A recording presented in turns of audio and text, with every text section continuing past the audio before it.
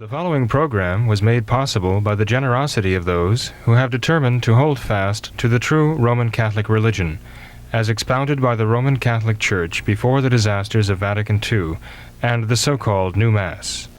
Hello and welcome to What Catholics Believe. I'm your host, Thomas Nagley, and with me tonight is Father William Jenkins from the Society of St. Pius V.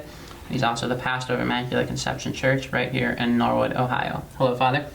Hello, Tom. Good to see you this evening. You too, Father. It's good to be back after our 2-week hiatus while you had the opportunity to hang out with Francis in Rome. So, thank you. Thank you for that. I must say, though, I did not. Okay, fair enough. No, we took a number of our students over there to Rome on a pilgrimage. And while we were there, we were praying for all of you. Good. All folks back home. And for the church. And saw some wonderful things, went to the excavations, the Scavi under St. Peter's, to the tomb of St. Peter himself, and to the patriarchal basilicas, and so many other things. So I think it was a good trip. Good. I'm just glad to be back. Mm-hmm. I actually had a wedding in Rome, for which we were not allowed to use any of the churches, which is ironic, because about 8 months ago, Francis told one of his own priests that, in his estimation, the vast majority of their own marriages are invalid. So it seems strange that they would not allow any of the churches in Rome to be used for a valid marriage. Marriage that would be certainly valid. But in any case, the marriage did take place, in any case, thank goodness. So we'll be praying for the newly married, right? That they have a blessed married life. And I'd like to take the opportunity, while I'm thinking of it, Tom, to mention that we do have retreats for men and ladies coming up. June 13th, right here in the Cincinnati area, we have the retreat for the ladies beginning, and June 20th, we have the retreat for the gentlemen beginning. And also we have the summer camp for youngsters. The boys' camp begins mid-July, and the girls' camp begins about 10 days later. So if anybody's interested in any of these, they should let us know. Yeah. We'll direct them where they need to go. Right. Okay. But we're back safely and soundly, and we're very grateful to God for giving us the travel to Rome to see what the modernists have not yet destroyed. That's right. All right, well, Father, I would like to start with a very nice email that we received from a viewer in Canada. And she writes in and says that I would like to thank you for your videos. They enlighten me to the truth of the one holy Catholic and Apostolic Church, the true Catholic Church. They are an excellent teaching tool. You see, I only discovered in May of 2016 that there was something wrong with the Novus Ordo Church, which I later discovered is called this. So any information I can get my hands on greatly helps me to grow in my understanding of the true Catholic faith. I've left the Novus Ordo Church, and I am one of those who travels a great distance to receive the sacraments and attend Mass with Father Martin Skirke. We are blessed that we are able to receive these sacraments and attend Holy Mass, and I thank God for this. And then she mentions how the great distance that she travels, she meets with her brother and they ride together. And she says, since we both began this discovery of the truth, we are able to share a lot of what we learn from what Catholics believe and with each other. And in turn, we try to share this with our respective families, but to no avail. We don't have any of them wanting to attend Mass with us or even desire to learn more about what it means to be a Catholic. But I will not lose hope. My prayers and consecrating myself and my children to the Immaculate Heart of Mary is the most important thing I could ever do to help each of us with our conversion. I also say my daily rosary and entrust my children to our Blessed Mother. I also pray for what Catholics believe daily, and Father Jenkins and Thomas and all those who work so hard to produce this wonderful program. I pray God will richly bless all of you. I thought that was very nice. Well, that is a beautiful letter. Thank you so much. We appreciate the encouragement. Of course, the efforts are precisely for that. That would be that's our goal. That's our purpose. So to realize that it's being realized in the life of this dear lady. I very much appreciate knowing that, and very much appreciate and need the prayers. So please do continue. Right. Well, Father, God bless you for that. I thought that we would be remiss if we didn't mention, since our last program, there was a lot of hay made about Francis's comments where he apparently in an interview declared that there is no hell, that the souls of the unjust upon their death will simply be annihilated. And there was this was all over in the news how the Pope declares that there's no hell. And the response from the Vatican and those who attempted to defend Francis was something along the lines of, there is no direct quote from this. This interviewer is known to give falsifications of interviews. But in my estimation, Father, it seems that even if that were the truth, that in a way, in a sense, this is even worse because of the great scandal that Francis has given by saying this. Even if he didn't say this, he hasn't come out to defend the truth and to clarify the truth, which is specifically his job, what should be his job description. So, Father, do you have any comments on this matter? Francis saying that there's no hell. Well, in the first place, Tom, Francis continues to meet with and give interviews to this Scalafari, who's a notorious atheist, and he says he doesn't take notes on or record his interviews. But Francis continues to meet with him, even though allegedly he has misrepresented Francis at various times.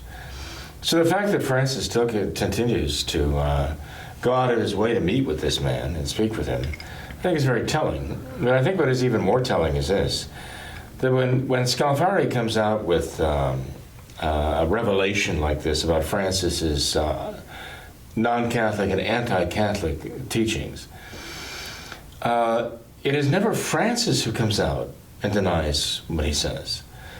It is always some spokesperson in the Vatican, some nameless, faceless spokesperson.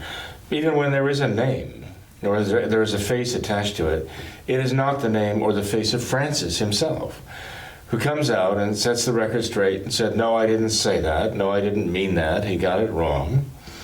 It's always somebody else who says it for Francis. Francis himself never makes the clarification or the retraction or the rebuttal. It's always somebody else. And you know what? That tells me that Scalafari got it right. That Francis has to have somebody else speak up for him and say, well, you know, this isn't a direct quote, and there are no notes, there are no recordings of this, so we can't take what this man says as reliable. Well, let Francis answer for himself. Let him clarify that. That's what he's there for, right? That's what a real Catholic Pope is supposed to do, right? Mm-hmm. Clarify the faith and confirm the brethren of the faith. Right. Francis multiplies the scandal. And look, there's a reason why it is happening this way. Francis gives these interviews, says these outrageous things. A person like Scalafari comes out and then reveals them in due time. And then others sound in and say, well, Francis didn't mean that. But Francis's whole purpose is to create confusion. One of the bishops even spoke up recently and said that Francis told him that with regard to the apostolic exhortation about joy of love or whatever, that we can't speak too clearly, because if we speak too clearly, then it will make a mess. Now, Francis has already told the young people in the, quote, church, unquote, to make a mess, you know, and Francis has already done a very good job of making a mess. But here he, according to this bishop now, if we can trust what the bishop is saying, that Francis advised him not to speak too clearly about the matter of giving their communion wafer to, divorced, remarried, living in adultery people, because it'll create too much of a mess. So we have to let it go and let people interpret it for themselves. This is what modernists do. Francis is the quintessence of modernism. And so we certainly can expect that what the bishop is saying is true, that this is Francis's modus operandi, this is his tactic, this is his strategy, to make such a mess of the faith that no one even knows or cares anymore. It is becoming that way with the papacy. Francis is making the papacy a kind of running joke. He's making a mockery of the papacy, so that no one is taking it seriously anymore. The conservatives in the Novus Ordo, who are so determined to somehow spin whatever he says or is alleged to have said in some Catholic sense, or explain it away, minimize it or whatever, excuse it. They are the worst offenders in making a mockery of the papacy, because they're insisting that this is what has become of the magisterium of the Catholic Church. And unfortunately, as I say, that this is not an accident. It is exactly what Francis is striving for. So I'm convinced, of course, that Francis does not believe in hell. That he believes that the souls of the unjust are annihilated in the end. In fact, he's already said this before. This was already reported before Scalfari even mentioned it. Right. This was reported way back in October of I'm sorry, I'm not thinking that far back, of 2017. So Scalfari made a point of it just, maybe a month ago. But it was already on the table back then. There just wasn't this great reaction. Why? I don't know. Now Scalfari comes out with it, and there's a great reaction about it, precipitating the response from the Vatican, but not from Francis. Just recently, I understand, I just found out that Francis was meeting in the Church of St. Paul of the Cross in Rome, and he saw a little boy weeping, and he asked the little boy to come to him and ask what he was weeping about. The little boy said that his father had just passed away, and his father was an atheist. His father wasn't baptized, but his father had his children baptized. And so the little boy was concerned about his father's whereabouts. And so I understand, this is what I'm told, and I have reason to believe that it is true, that Francis told the little boy that his father's with God, meaning in heaven. That Francis even opened it up to the audience present there and said, well, what do you think? Is our God a merciful God? Would he abandon someone who had his children baptized? Even if he wasn't baptized and he didn't believe in God, do you think God would still let him into heaven? And I understand by popular acclamation, the man was canonized at that very moment by the people who all came out with the fact that, of course, God would take such a man to heaven. Now, if this is the case, again, Francis is making complete mockery of the Catholic faith. And he's inducing the people who follow him, his followers, to make a mockery of the Catholic faith too. He's making a mockery of the faith. He's making a mockery of the church. He's making a mockery of the papacy. He's making a mockery of Christ, who spoke of hell as an everlasting place of punishment about 64 times in the course of the Gospels. So Francis is making a mockery of everything we believe in, everything we hope for, everything we love, our Catholic faith. So I'd say there's no doubt that Francis not only doubts the existence of hell, but he out and out denies it. Mm-hmm. And Father, another interesting aspect of this is how this whole case, it manifests this pervasive misunderstanding of the office of the papacy, where as if it were so simple as Francis declares there's no hell, and all of a sudden there's no hell. Mm. If perhaps his successor declares again there is a hell, suddenly hell reappears. And I remember when Benedict was first elected, how there was a lot of talk of, he's a more liberal pope. Do you think that he will approve contraception and birth control, and the church will finally accept this as being morally acceptable? And I just remember thinking how silly this is. The pope can't decide truth and untruth. He can't, if the pope declares all of a sudden birth control is okay, it's acceptable, that doesn't change right and wrong. And there's just this there's a mentality coming that whoever happens to be living in the Vatican, wearing the right white habit, and that he makes up the faith as he goes along. It reminds you almost of the time of the accession of Protestantism, with the expression cuius regio eos religio, whose region of government, well, his religion should prevail there, right? So if you have a Protestant duke, then everybody in his duchy should be Protestant, right? If you have a Catholic over here in this province, then everybody there, they just would have to follow the Catholic religion.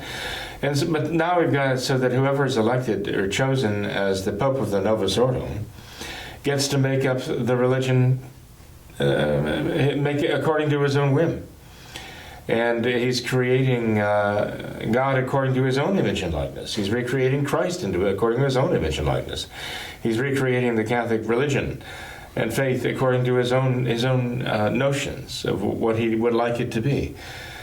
So what you're voicing there, Tom, is exactly, again, what modernism is all about. And again, it is not the Catholic papacy. Francis does not even believe in the Catholic papacy. He's proven that. Because he seems to he clearly sees the papacy as merely a soapbox for him to pronounce his own theories, as though they were matters of faith. His own lack of faith. What the modernists want to do is they want to simply extract from the Catholic religion all of the Catholic faith. They want to render the Catholic religion like a hollowed-out shell of itself by simply excising from it the Catholic faith and throwing it away. And Francis is doing a marvelous job of that. Yeah. Well, Father, we have an email that follows nicely with this. It's from a self-identified confused Catholic. And he says that I agree with Father Jenkins that a Catholic cannot say that Francis is not the Pope. But I cannot see how he can be the Pope, considering his heretical statements that contradict traditional Catholic teaching and doctrines and pre-Vatican II popes, especially the doctrine of modernism, which Pius X clearly defined in Pascendi. Well, what this gentleman is saying here is exactly what Monsignor Marceau told me 70 years ago. Monsignor Marceau, God rest his soul, said, I'm not saying he's not the Pope, but I don't see how he can be the Pope. So this is the dilemma that we're being offered here, right? Mm-hmm. There are those who are dogmatic sedevacantists who pretend they have the authority to pronounce definitively for everybody in the world on this subject, and they don't have that authority, okay? And there are those who insist there's really not a serious problem, so that you would have no reason for doubting whether or not Francis really is a pope, which I can't agree with them either. I mean, obviously, there is a serious problem, and yes, there is an objective reason for questioning whether he has the faith at all. In fact, I think it's very clear he doesn't have the faith, But the problem is that both sides of this equation, it's hardly an equation, it's a dichotomy here, are motivated thinking that they have to defend the papacy. Those who hear people question that Francis is the Pope think that somehow they're attacking the papacy and they've got to defend the papacy. So if you question whether Francis is the Pope, well, you're questioning Christ, you're undermining the Church, you're doing all this damage. But they don't realize that by insisting that Francis is the Pope, must be the Pope, the whole Pope and nothing but the Pope, and you can't question it, they're the ones who are undermining the papacy. Because they're saying a Pope can do these things and it doesn't matter, really, ultimately, in the end. It has no practical consequence of whether one is a Pope or not. Well, that's not what the Church taught. The Church actually taught that a Pope could lose the papacy. If he had it, he could lose it. And in here, there's even the question of whether Francis ever had the papacy or not. As I mentioned before one can become the Pope, he has to make a formal act of accepting the office of the papacy, and that's accepting the responsibility of the papacy, but that means he has to understand what the papacy is. Francis has no concept of what the papacy is. What the papacy really is, the Catholic papacy, he rejects.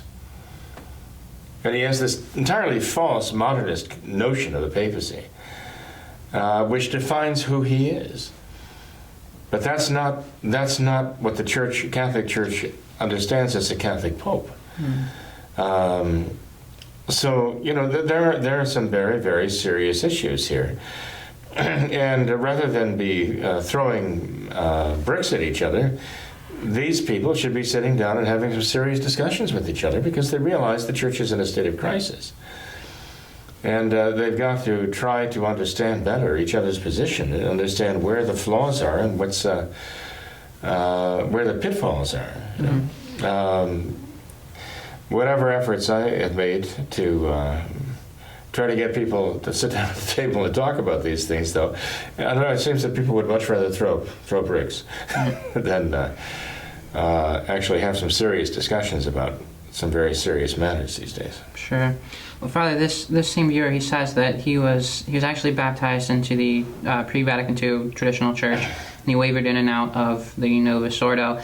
But he has been listening to what Catholics believe now, and he believes that yourself and the Society of St. Pius V is professing the true Catholic faith before the disaster of Vatican II. But he says there's no chapels accessible for him in his area, and so he has been attending the SSPX Resistance, I believe, and he says how some of these priests, they still recognize and pray in union with Francis in the Mass, because they believe that it is not possible to have the Catholic faith by not rejecting Francis as the Pope, and that a person places himself outside the Church and is in schism, thereby he cannot be saved.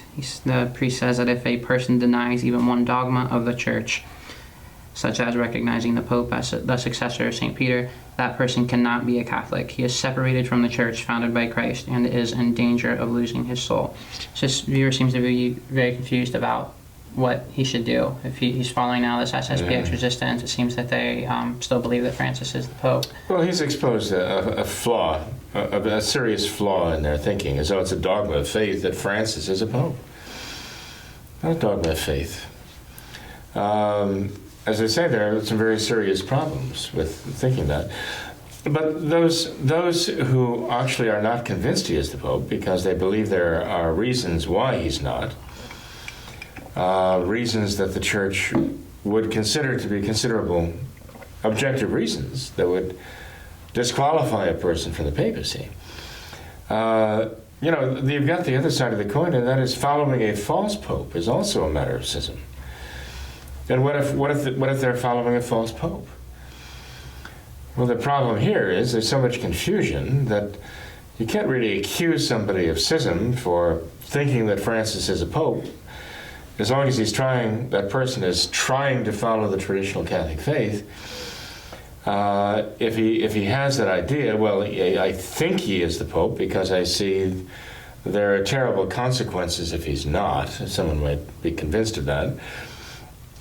But you can't accuse someone of being schismatic unless he's following the schismatic religion.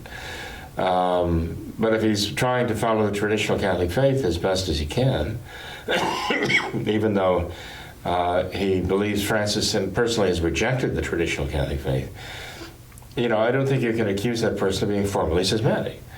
But by the same token, if somebody is not convinced that Francis is a pope, but has serious questions and doubts and reservations about it, or is even personally convinced that he's not the Pope, you can't expect that person to go against his conscience and just plead that Francis is the Pope anyway, in spite of the fact that he has serious reservations, or doubts, or even convictions that Francis can't be. That would be schismatic, to follow someone like that under those circumstances too. So the practical course of action is to follow the traditional Catholic faith in its entirety. Not mezzo, or not half and half, like following the Fraternity of St. Peter, or any groups that are actually part of the Novus Ordo, trying to practice the traditional Catholic religion within the Novus Ordo, is just fraught with contradiction. It's impossible to mix the Novus Ordo and the traditional without sacrilege.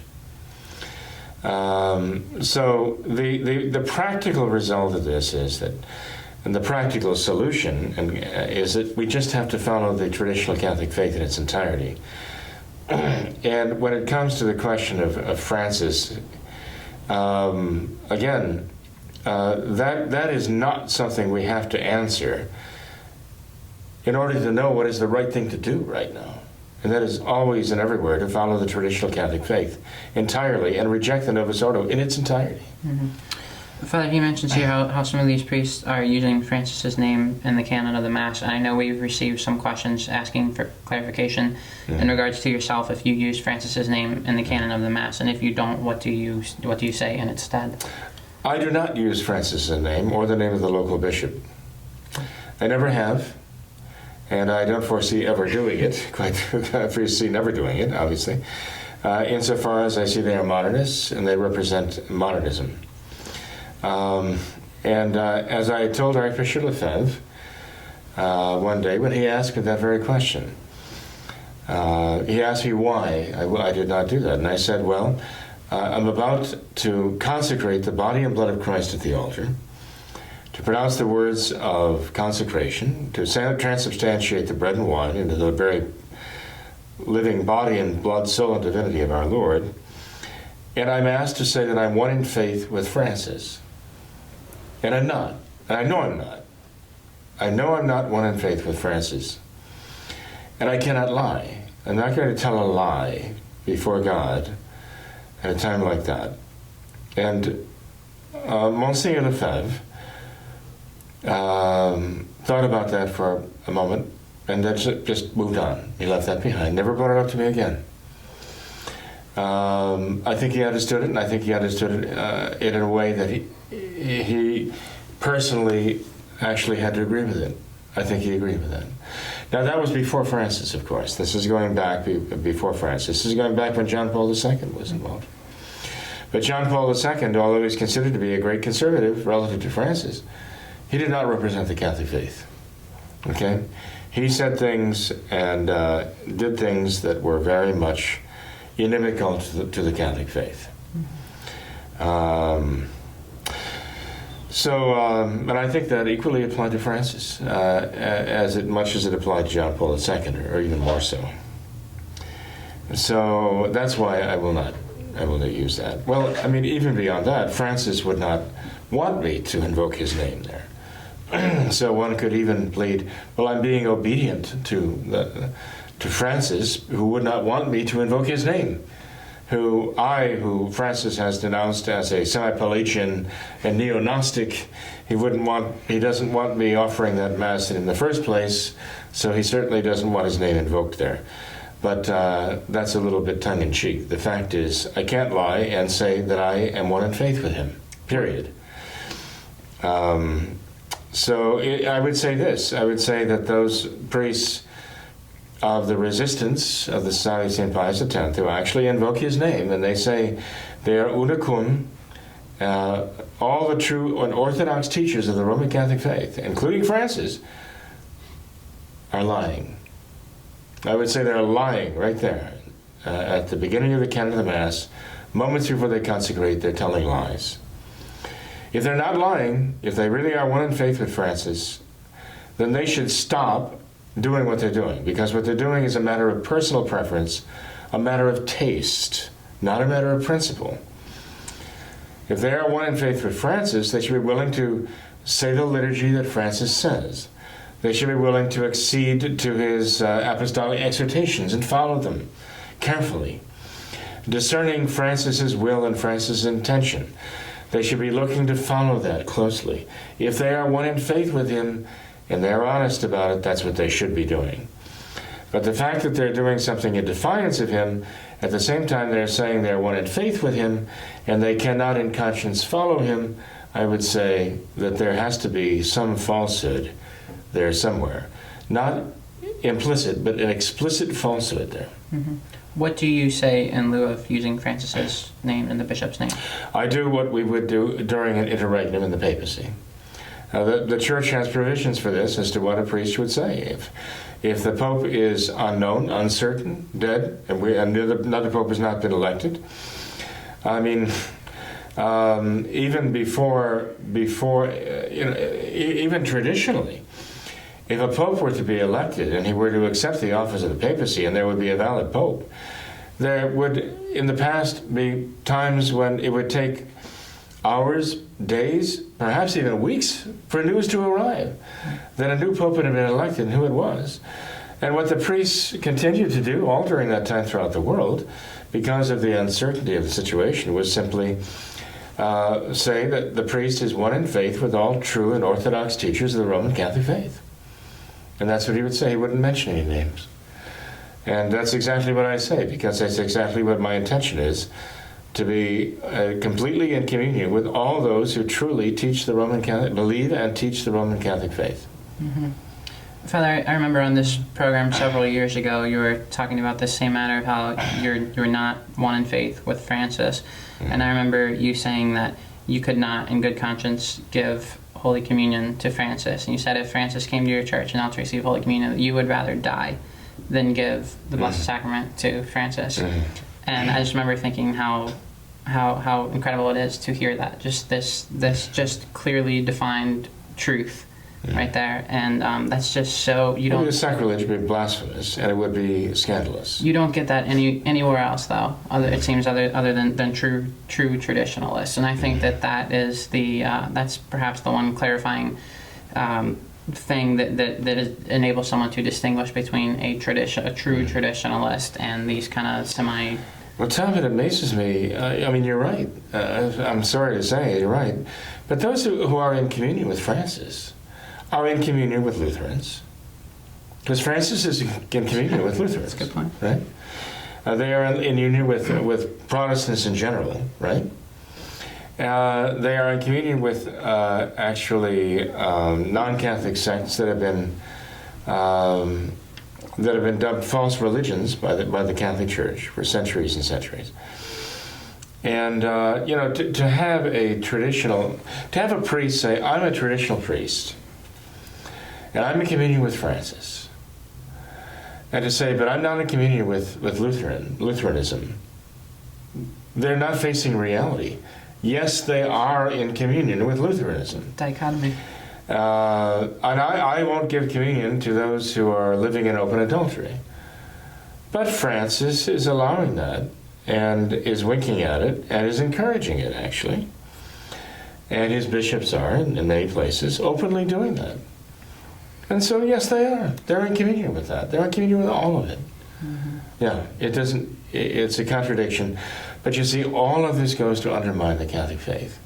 What these so-called traditional priests are doing is undermining the true faith. They're enemies of the true faith. And they're making a mockery of the papacy also by what they're doing. Yep. Well, Father, another question here concerning Francis. This viewer asks if you could please discuss Francis's intent to implement an oath of loyalty and a new ecumenical mass, and how the oath against modernism of St. Pius X was usurped concerning church discipline and papal governance. Well, the oath against modernism was suppressed. It was instituted in 1910 by Pope St. Pius X, and it was completely suppressed ultimately by Paul VI in the mid-1960s. Paul VI said it was no longer necessary.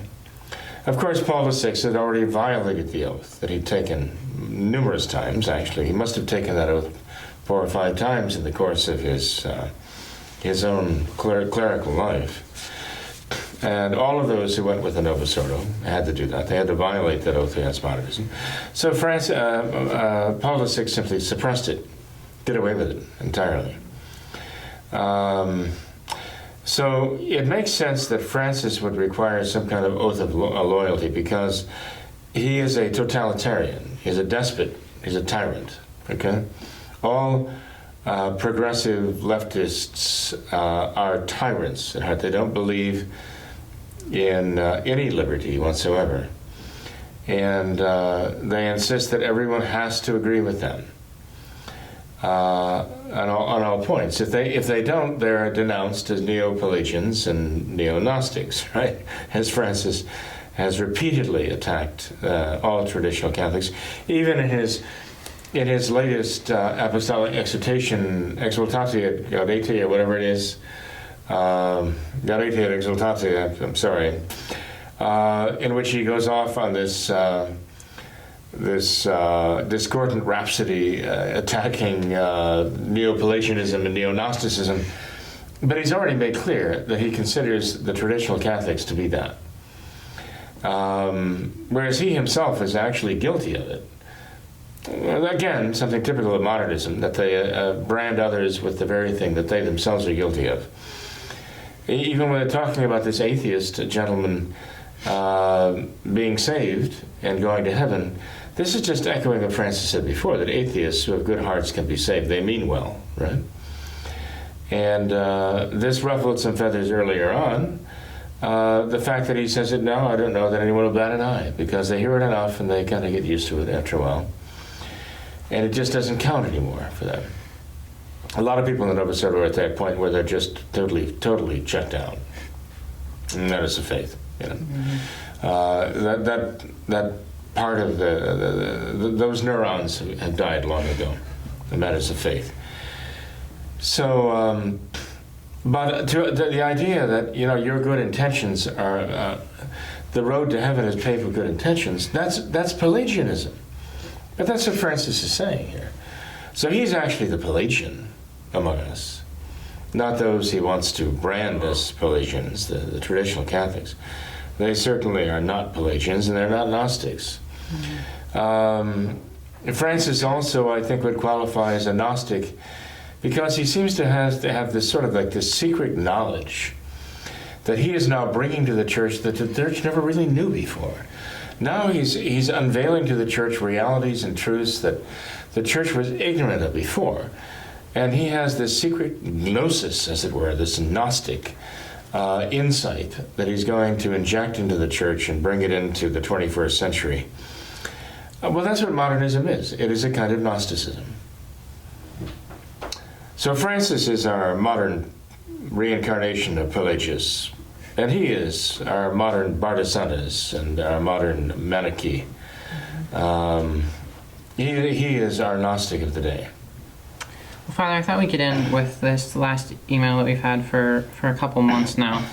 So I thought this was something important to discuss, where he says, Father Jenkins brought up the issue of ordinations on a recent program. He cited Sacramentum Ordinis to state his case. It is ironic that those who deny the validity of the new rites of priestly ordination and episcopal consecration cite this document to support their position. In fact, reading this document is what initially led me to investigate the issue and ultimately conclude that they are certainly valid. For at the close of paragraph 3, we find this declaration. Quote, if it was at one time necessary, even for validity, by the will and command of the Church, everyone knows that the Church has the power to change and abrogate what she herself has established. Pius XII was referring to the passing of the instruments here, but it manifestly applies to the new rites of holy orders.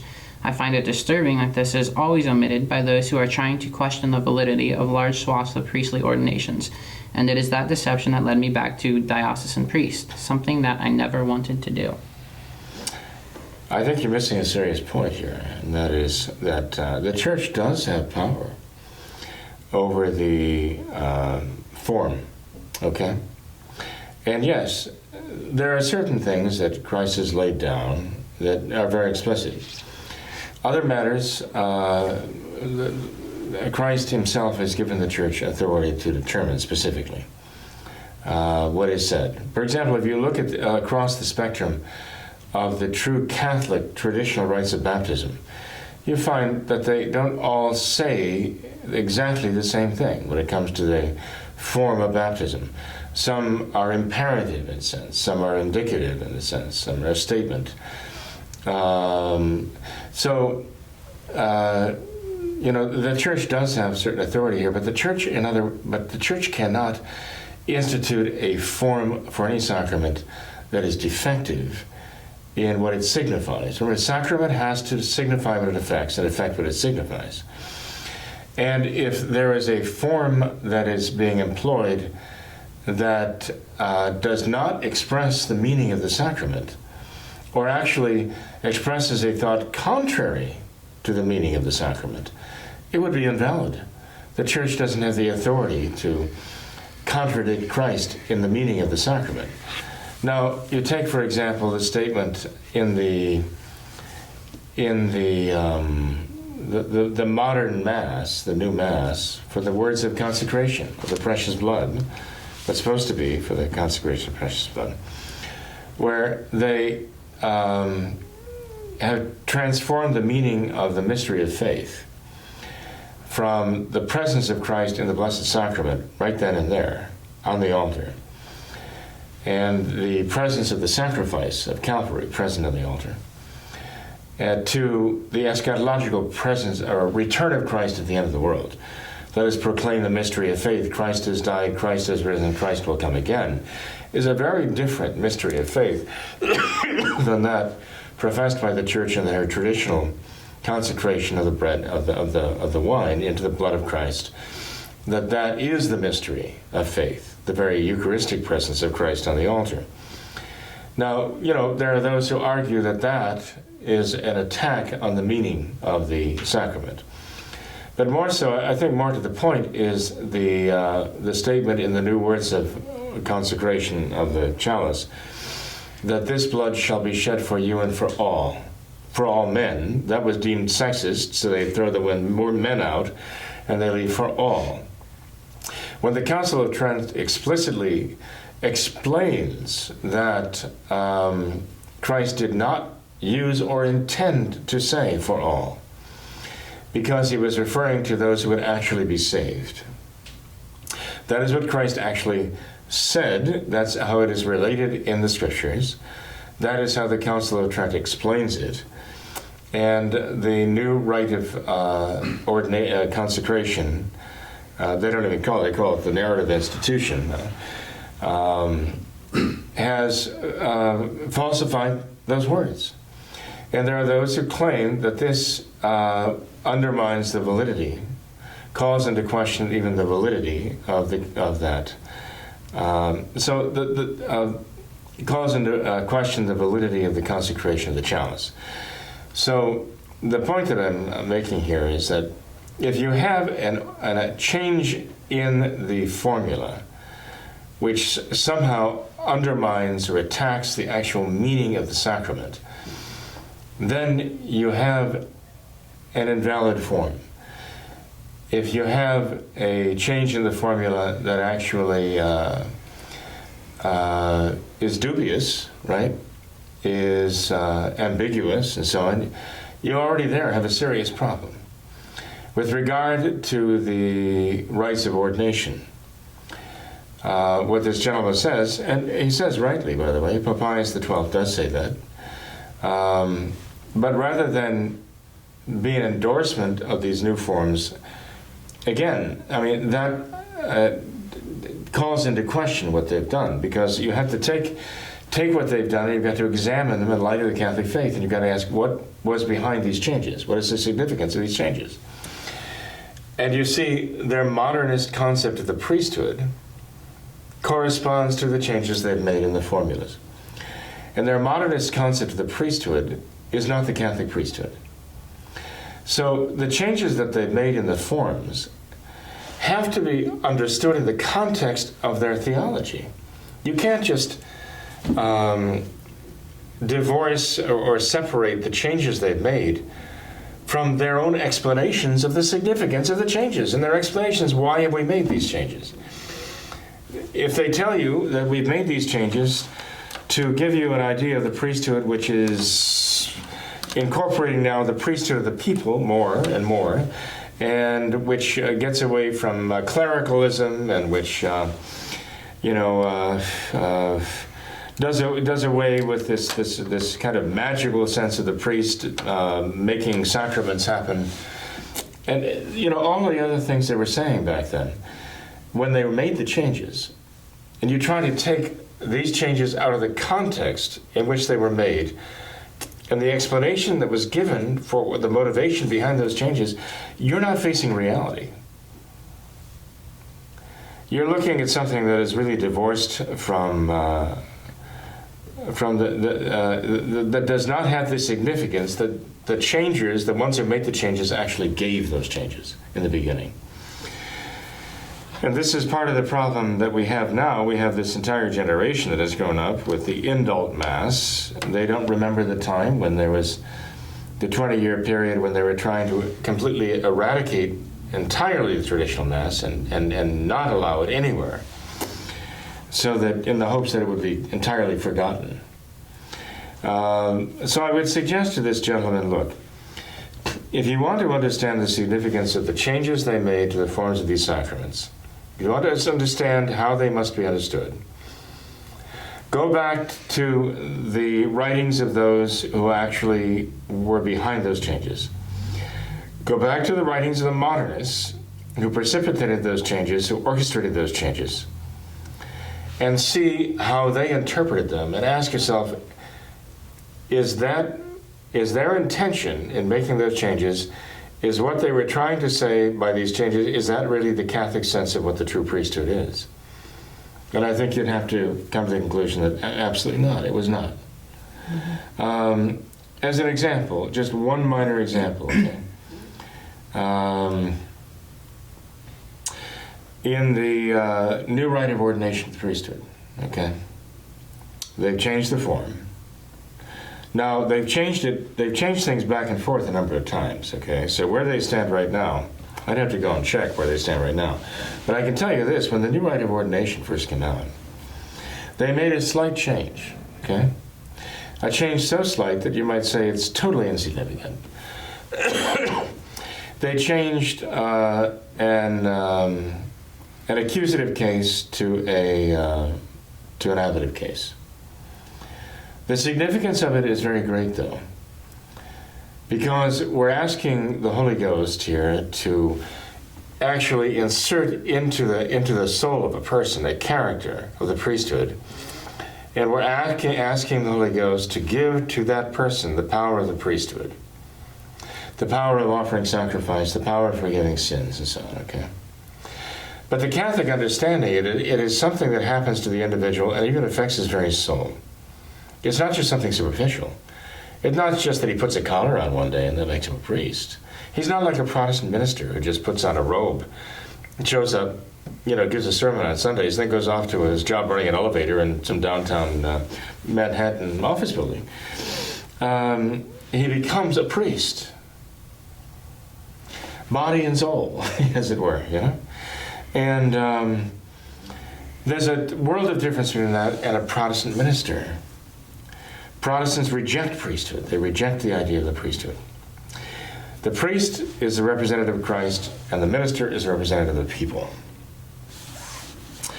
So when you take that and you say, now we're talking about the priesthood, the power of the priesthood, being not given into the person, but being put upon him, which is the significance of the difference, the change in case there in Latin. You're talking about something now that is something like he's vested with this. He's basically clothed in this. It's superficially applied to him. It doesn't actually go into him. And the world difference here is the difference between a Catholic priest and a Protestant minister. Now, does one have to interpret it this way? One can argue back and forth, okay, the significance of this, what does this really mean deep down? But when you look at the arguments of those who made the change, then you find that that's exactly what they were intending, to give you that understanding of a priesthood, that you kind of put on, take off, change shirts, whatever. They're really heading in the direction of a Protestant ministry.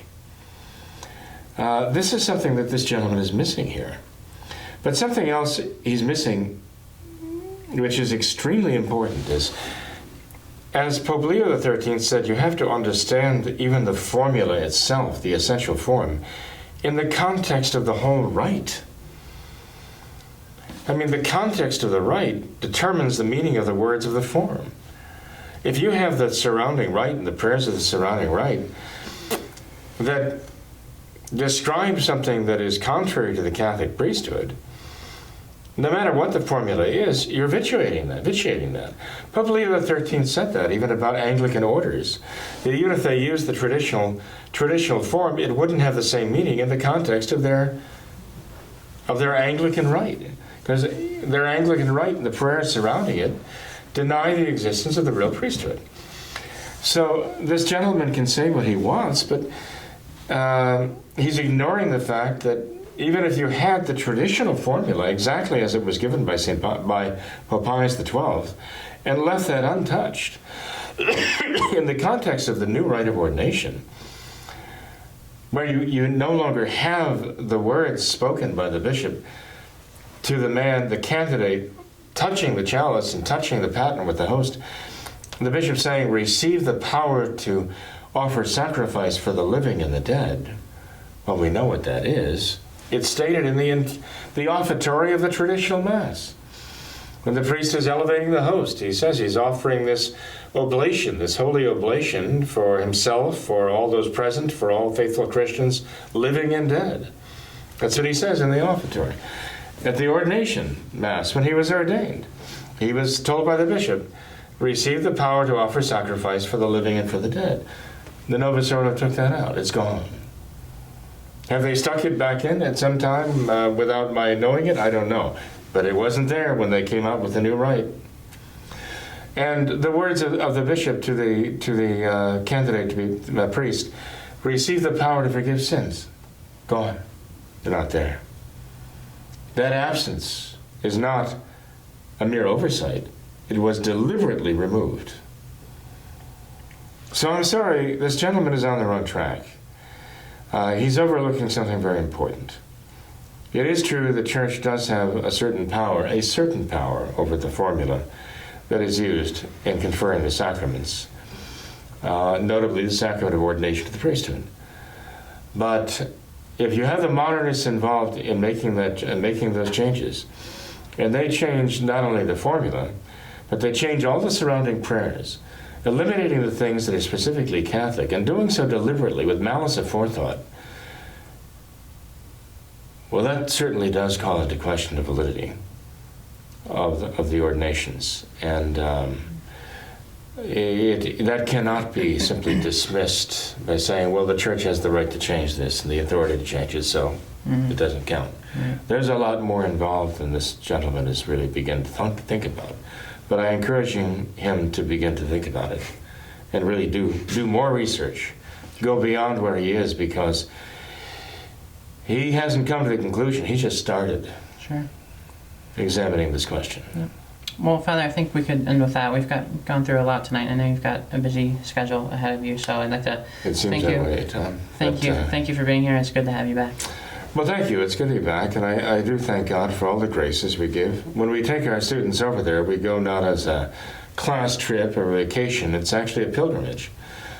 So whenever we enter any holy site that the modernists, as I say, have not completely adulterated yet, we do go and we pray. We pray in each place at least a decade of the Rosary, the Memorare, for all of our loved ones back home and those in need of prayers. But we pray for the Church too. You know, we took our students to the top of the Victor Emmanuel Monument in Rome.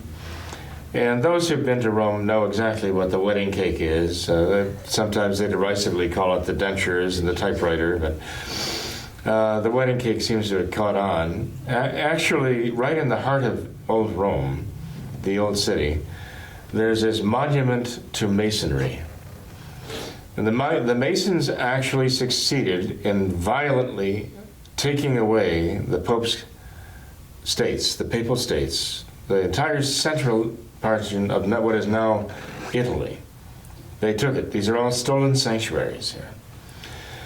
And the idea was this, that if they could unify Italy under a Masonic government, they would take away the Pope's autonomy, make him a citizen, subject to laws dictated by Masons, and if he violated their laws, they could imprison him. They could call him a criminal. Their idea was to make the Pope actually a citizen of a Masonic state, and he would be subject to Masonic control. Well, the Pope fled to the Vatican and became a prisoner of the Vatican. And finally, the plot of Garibaldi in 1969 was thwarted, you might say, in a sense, by another bad guy, Mussolini, in 1929.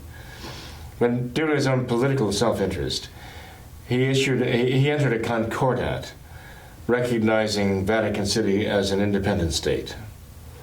So the Pope still had a kingdom of his own, but it was much smaller And the Italian state actually paid the Pope millions of lira, which were at that time worth something, to indemnify him, to pay him for what they had taken from the church. Okay, that's how Vatican City became what it is now. Okay, the papal kingdom governed by papal authority as a separate state in the world. But the Masons had the intention of also seizing the papacy itself. And they have succeeded in doing this in the person of Francis, for one, and the Novus Ordo popes, who have brought Masonry, the edicts of Masonry, into the sad to say, into a captive church. But we have to understand that the work of the church goes on. The sanctifying work of the church does continue through the work of the priesthood and the sacraments, the true sacraments. And they haven't been able to squelch that. As long as there are traditional priests in the world who will follow the traditional Catholic sacraments, and they are validly ordained, the sanctifying work of the church can and does go on, in spite of a Francis, in spite of any one of these modernists, in spite of modernism itself. So we have to be very grateful to God for that. The ultimate answer right now, therefore, for each soul is to adhere to the traditional Catholic faith. No one can ever criminalize that, not in the eyes of God. So that's our mission. That's right. Thank you, Father. Well, certainly, Tom. Thank you. Yep. Thanks to all of our viewers as well for watching this episode of What Catholics Believe. Until next time, we ask that you all remember the words of Our Lady of Fatima, to consecrate yourselves and your families to the Immaculate Heart of Mary, and to pray and do penance. Thank you, and God bless you.